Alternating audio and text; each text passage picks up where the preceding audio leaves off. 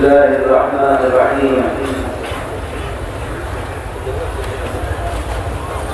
الحمد لله وكفى والسلام على عباده الذين اصطفى. أما بعد،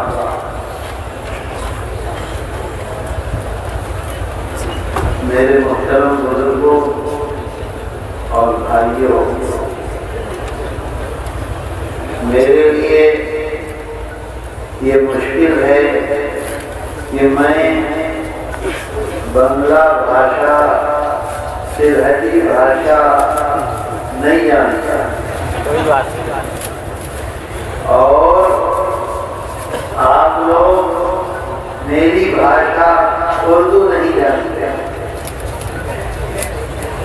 آپ سے کس طرح سے میں بات کروں، کس طرح سے بیان کروں، وہ میری سمجھ میں نہیں آتا.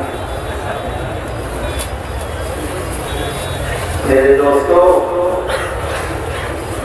میں آ گیا، آپ سے ملاقات ہو گئی، مولانا سے ملاقات ہو گئی، علماء سے ملاقات ہو گئی، مدرسے میں حاضری ہو گئی. ہماری اور آپ کی اللہ ہمارے اور آپ کے آنے کو قبول فرمائے اور اللہ ہمیں اور آپ کو جیسے یہاں جمع کیا ہے ایسے ہی ہمیں اور آپ کو سب کو جنت میں بھی ایک جگہ جمع کرے. میرے دوستو، کتنی بڑی خوشی کی بات ہے کہ آپ کا یہ مدرسہ جامعہ توقعیہ 60 سال کا جشن کر رہا ہے. 60 سال، 50 اور 10 سال، 60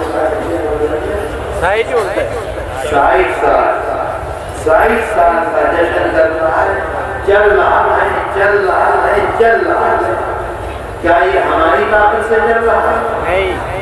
کیا آپ کی طاقت سے چل رہا ہے؟ کیا مولانا کی طاقت سے چل رہا ہے؟ نہیں، اللہ کی مہربانی ہے، اس کا کرم ہے. اللہ نے توفیق دی ہے، جس کی وجہ سے اس کے دین کا کام مضبوطی کے ساتھ آگے بڑھ رہا ہے. اگر کوئی محتمل یہ سمجھتا ہے کہ میری طاقت سے چل رہا ہے، کوئی مالدار یہ سمجھتا ہے کہ میرے پیسے سے چل رہا ہے، کوئی آدمی سمجھتا ہے کہ میں چندہ دیتا ہوں اس وجہ سے مدرسہ چل رہا ہے، ایسا نہیں ہے. میرے دوستو، مجھے یہ افسوس ہے کہ میں اردو میں بات کر رہا ہوں، آپ میری بات کو سمجھ رہے ہیں؟ سچ بتلانا، جھوٹ نہ بولنا، سمجھ رہے ہیں؟ نہیں سمجھ رہے؟ دیکھو، ایک بات یاد رکھو، یہ جو مدرسے ہیں ہندوستان میں، بنگلہ دیش میں، پاکستان میں، امریکہ میں، افریقہ میں، یورپ میں، یہ سب کے سب مدرسے جو ہیں یہ اس راستے پر ہیں. راستہ سمجھتے ہو؟ اس راستے پر ہیں جس راستے پر دارالعلوم دیوبند قائم کیا گیا. ہے یہ بات کہ نہیں؟ مولانا بدر عالم علیہ الرحمن کہاں سے پڑھ کے آئے تھے؟ کس سے پڑھ کر آئے تھے؟ شیخ الاسلام والمسلمین حضرت مدنی نور اللہ قدرہ سے. دارالعلوم دیوبند سے پہلے دنیا میں کوئی مدرسہ تھا؟ ایسا مدرسہ جیسا کہ دارالعلوم دیوبند بنا، اس طرح کا کوئی مدرسہ تھا؟ دارالعلوم دیوبند بنا کیسے؟ اس کے دماغ میں یہ بات ڈھکی کہ ایسا مدرسہ بنایا جائے جس میں طالب علم کو کتاب بھی فری دو، جس میں طالب علم کو کھانا بھی فری دو، جس میں طالب علم کو تعلیم بھی فری دو، اور اس کو سپاہی بنا کے باہر نکال دو. کسی کے دماغ میں آئی تھی یہ بات؟ نہیں. کیسے آئی؟ میرے دوستو اس بات کو یاد رکھو. بات سمجھ میں آتی ہے؟ اس بات کو یاد رکھو کہ 1000 سال میں کتنے دن میں 1000 کتنا ہوتا ہے؟ 1000 کو بنگلہ میں کیا کہتے ہیں؟ 1000 سال میں اس پورے ایریے میں علاقے میں 2 ایسے واقع 2 ایسے گھٹنا 2 گھٹنا ایسی ہوئی ہیں جس میں اللہ کے رسول صلی اللہ علیہ وسلم نے آ کر ایسے نشان لگایا ہے. سن لو بات پہلے سمجھو ابھی نہ کہو سبحان اللہ. ایسے رات میں نشان لگایا ہے اور صبح کو آ کر دیکھا تو زمین پر نشان بنا ہوا. بات سمجھے میری؟ رات میں سپنے میں دیکھا کہ اللہ کے رسول صلی اللہ علیہ وسلم یہ فرما رہے ہیں یہ بلڈنگ ایسے نہیں ایسے بناؤ اور نشان لگا کے بتا رہے ہیں اپنی چھڑی سے ایسے بناؤ. اور جب دیکھا ہے صبح کو آ کر تو وہاں نشان لگا ہوا ہے. صرف سپنے میں تو بہت لوگ دیکھتے ہیں لیکن ایسا سپنا جس میں دیکھا ہو. بھئی اگر بات کرو تو میں نہیں تبلیغ کروں. یہ بات سن لو کان کرو. یہ کیا مطلب ہے بات کریں؟ ایسا سپنا کہ سپنے میں دیکھا ہو کہ آپ یہ کہہ رہے ہیں ایسا کرو اور صبح کو آ کر دیکھا تو ایسا تھا. 2 دفعہ 1000 سال میں 2 واقعے. پہلا واقعہ ہوتا ہے پہلا واقعہ حضرت خواجہ اجمیری رحمۃ اللہ علیہ کے خلیفہ ہیں حضرت بختیار کاکی رحمۃ اللہ علیہ دلی میں. اس زمانے میں دلی کے بادشاہ تھے سلطان شمس الدین التمش. سمجھ رہے ہو بات؟ وہ ہے کب سے آج سے تقریباً 700 سال پہلے. تو لمبی بات ہے آپ میری بات نہیں سمجھیں گے. اور دوسری بات جو ہوئی ہے وہ ہوئی ہے دارالعلوم دیوبند کی جب بنیاد رکھی جا رہی تھی. بنیاد جانتے ہو؟ بنیاد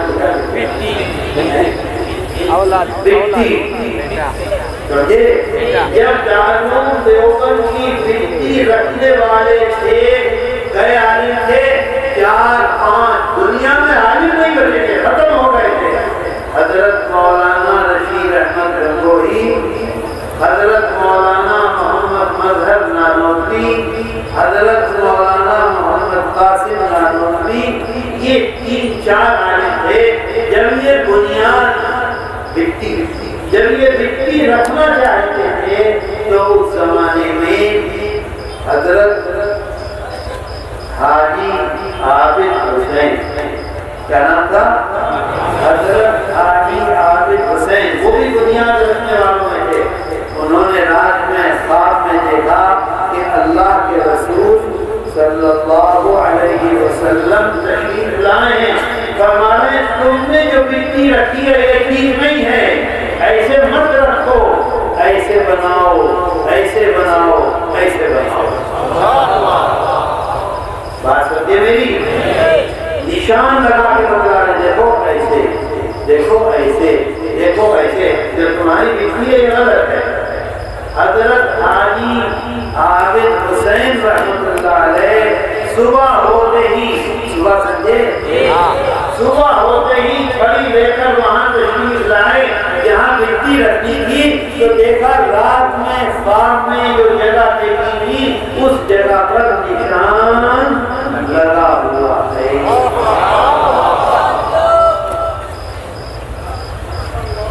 دنیا میں 1000 سال میں دو گھٹنا ہیں.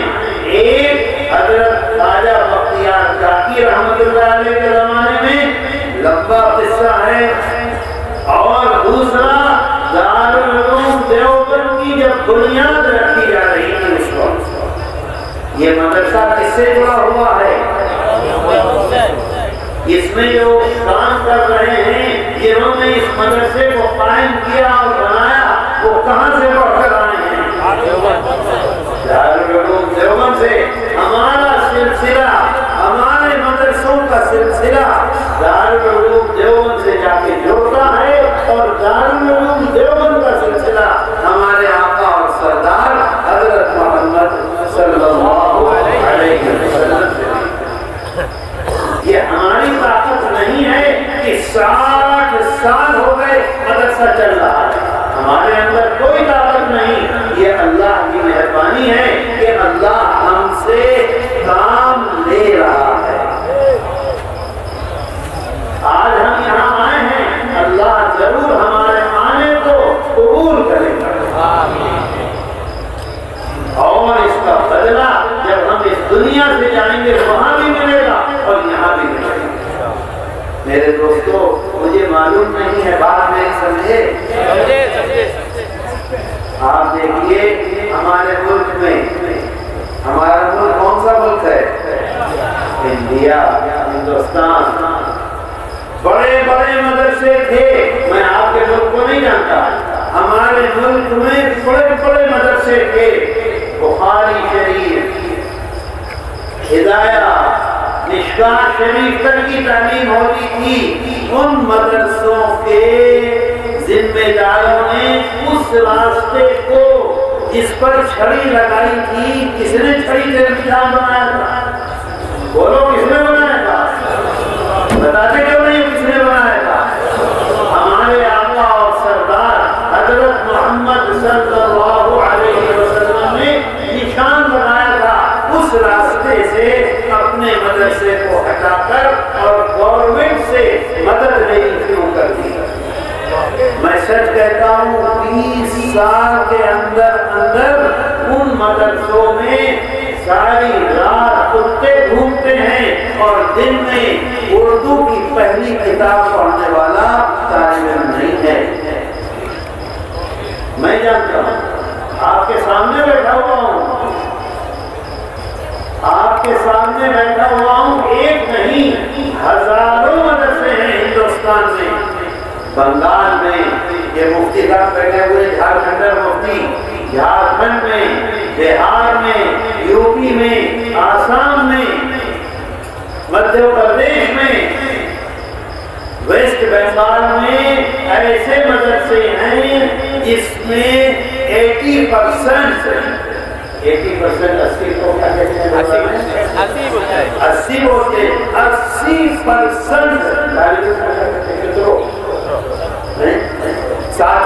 80% ساتروں نام مسلم ہیں، مسلمان نہیں ہیں. جن مدرسوں نے اس راستے کو چھوڑا جس راستے کو اللہ کے رسول صلی اللہ علیہ وسلم اپنے ہاتھ سے لگا کے گئے تھے، آج آپ ویسٹ بنگال میں چلے جائیے، یہ آپ سے ملا ہوا ہے. دیکھ لیجیے جا کر 80% ساتروں نان مسلم ہیں. نان مسلم کیا پڑھے گا؟ قرآن پڑھے گا؟ حدیث پڑھے گا؟ ہدایہ پڑھے گا؟ مشکات شریف پڑھے گا؟ سوچ لیجیے آپ، یہ اللہ کا احسان ہے، اس کا کرم ہے کہ یہ مدرسے اس راستے پر ہیں جس راستے کو اللہ کے رسول صلی اللہ علیہ وسلم بتلا کے گئے تھے. چلتے رہیں گے، چلتے رہیں گے، چلتے رہیں گے انشاءاللہ. آپ کے بعد وہ کہاں ہیں علماء جن کو پگڑی دینی ہے؟ یہاں کہاں ہیں؟ بیٹھے ہوئے ہیں؟ نہیں، میں دوسری بات کہہ رہا ہوں. میں جن لوگوں کو پگڑی دیتی ہے ان سے ایک بات کہنا چاہتا ہوں. میں ان سے ایک بات کہنا چاہتا ہوں کہ ہمارے بزرگوں نے، ہمارے اکابر نے کبھی بھی دنیا کو مقصد نہیں بنایا. بات کو یاد رکھیے، دنیا کو مقصد نہیں بنایا، دنیا حاصل کرنے کے لیے پگڑی نہیں باندھی، لمبا کرتا نہیں پہنا۔ آپ دیکھیے مولانا بدر عالم تقریباً 60-65 گاؤں میں جاتے تھے تفسیر بیان کرنے کے لیے۔ بتاؤ جاتے تھے کہ نہیں؟ کیا ایئر کنڈیشن کار میں جاتے تھے؟ کیا سائیکل پہ جاتے تھے؟ پیدل؟ نوکا ملتا تھا؟ نہیں، نوکا نہیں ہے تو پانی میں گھس گئے، ادھر نکلے اور جا کر تفسیر بیان کی اور واپس آئے۔ میرے دوستو، آج ہمارا معاملہ بالکل الٹا ہو گیا ہے۔ آج ہم یہ نہیں دیکھتے ہیں کہ ہمیں دین کی خدمت کرنی ہے، ہمارے دل میں یہ آتا ہے کہاں معذور ماچ ملے گا وہاں جانا ہے، کہاں موٹا لفافہ ملے گا وہاں جانا ہے، کہاں زیادہ لوگ ہوں گے تقریر سننے والے وہاں جانا ہے۔ میرے دوستو، ہمارے بزرگوں نے کبھی حضرت شیخ الاسلام حضرت مدنی نور اللہ مرقدہ جب سدھر تشریف لائے ہیں، داروغہ صاحب جن کے گھر میں قیام تھا، ان کے پوتے تھے، کیا نام تھا حافظ صاحب کا؟ ہارون۔ انہوں نے خود مجھے سنایا کہ لوگ دعوت دیتے تھے کہ حضرت جمعرات کو ہمارے گاؤں میں آنا ہے، اس کو دعوت دیتے تھے۔ شیخ الاسلام حضرت مدنی کو گاؤں کا راستہ بتلا دیتے تھے، یہ سڑک جا رہی ہے، آگے ندی ہے، ندی پار کرنے کے بعد سامنے گاؤں ہے، یہ سنیں جو لوگ آج پکڑ لیں گے آپ ہی کے اس علاقے میں۔ اور حضرت مدنی اکیلے چلتے تھے، نوکا نہیں ہوتا تھا، پانی میں گھستے تھے، کپڑا اوپر اٹھاتے رہتے تھے، کپڑا اوپر اٹھاتے رہتے تھے، پانی کم ہوتا تھا کپڑا نیچے کر لیتے تھے۔ جب گاؤں میں پہنچتے تھے تو دیے کو کیا کہتے ہیں؟ چراغ کو، ارے نہیں چراغ، کڑوے تیل کا چراغ،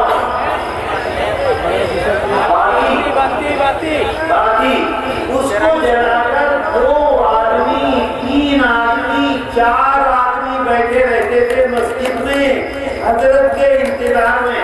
4 سے زیادہ نہیں ہوتے تھے۔ کتنے آدمی ہوتے تھے؟ 4 2 3 4 گھنٹے پیدل کر کے وہاں پہنچتے تھے، اور حضرت جب وہاں تقریر کرتے تھے 2 گھنٹہ 2.5 گھنٹہ 3 گھنٹہ تقریر کرتے تھے، سمجھاتے تھے، ان کے دل میں اتارتے تھے، اور تقریر کرنے کے بعد جو کھانا ہوتا تھا وہیں کھایا، وہیں مسجد میں سو گئے فرش پر، اور صبح کو فجر کی نماز پڑھ کر پھر پیدل واپس سے جا گئے۔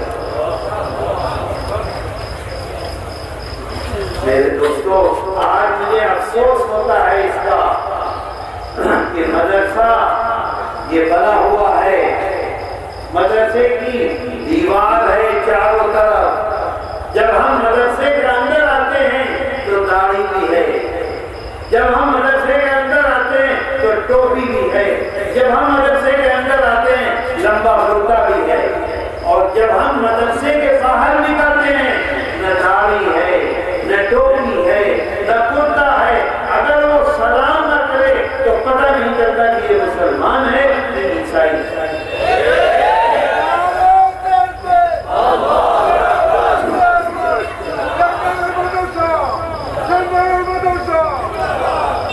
میرے دوستو، یہ ہماری کمی ہے، ہم غریبوں میں نہیں جاتے، ہم دیہاتوں میں نہیں جاتے، ہم محلوں میں نہیں جاتے، ہم وہاں جا کے کوشش نہیں کرتے، ہم محنت نہیں کرتے، ہم قرآن کریم نہیں بتاتے، ہم اس کی کوشش نہیں کرتے کہ اس کو دین کی طرف لائیں، اس کو اللہ کی طرف لائیں، اس کو اللہ کے رسول کی طرف لائیں، اس کو یہ کہیں کہ تمہارے دل میں منافقت نہیں ہونی چاہیے، تمہارے دل میں جھوٹ نہیں آنا چاہیے۔ اللہ کے رسول صلی اللہ علیہ وسلم فرماتے ہیں کہ جھوٹ اور ایمان، کیا فرمایا؟ جھوٹ اور ایمان ایک جگہ نہیں آ سکتا۔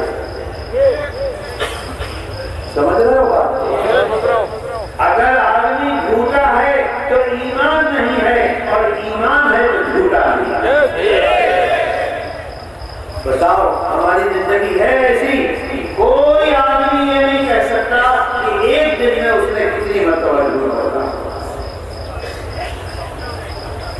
میرے دوستو، ہماری یہ ذمہ داری ہے، ہم نے حدیث پڑھی ہے۔ مجھے بتلاؤ کوئی مسلمان، کوئی نان مسلم، کوئی دشمن خدا، کوئی دشمن رسول دنیا میں یہ ثابت کر سکتا ہے کہ اللہ کے رسول صلی اللہ علیہ وسلم نے اپنی پوری زندگی، اپنے پورے جیون میں ایک مرتبہ جھوٹ بولا؟ مجھے بتلا دو، کوئی آدمی کہہ سکتا ہے؟ اور ہم یہ دعویٰ کر سکتے ہیں کہ ہم نے اپنے جیون میں 10 جھوٹ بولے ہیں بس؟ نہیں کر سکتے، نہیں کر سکتے، نہیں کر سکتے۔ میری گزارش ہے، جو طلبا اب وہ اساتذہ ہو گئے ہیں، اب وہ علماء ہو گئے ہیں، وہ اپنی زندگی کو ٹٹولیں اور مسلمانوں کی زندگی میں دین کو اتارنے کی کوشش کریں۔ کیا ہے دنیا؟ کتنے دن کی ہے دنیا؟